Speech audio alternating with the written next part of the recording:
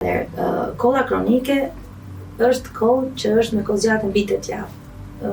Kështu është paktën përcaktohet.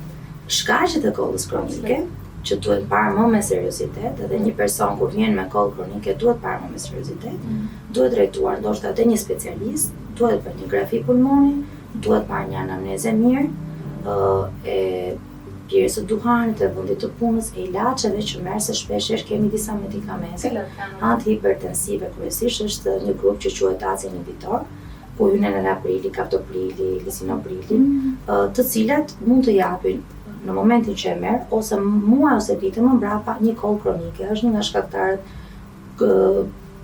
goxha të konsiderueshëm të kollës kronike. Por përveç kësaj ne duhet të shikojmë një grafi, sepse mund të kemi një inflamacion kronik, mund të kemi një tuberkulozë, mund të kemi një fibroz, mund të kemi një problem pulmonar kronik serioz, një silikozë pulmonare që mund ta japin këtë. Duhet parë një spirometri, sepse shpeshherë kolla e zgjatur lidhet me disa fenomene të azmës, është një formë azmës që shfaqet me kollë kronike. Duhet parë sinuset, sepse kemi një rrjedhje postnazale drip që quhet, që është një rinosinozit që mund të shoqërohet me këtë kollën kronike.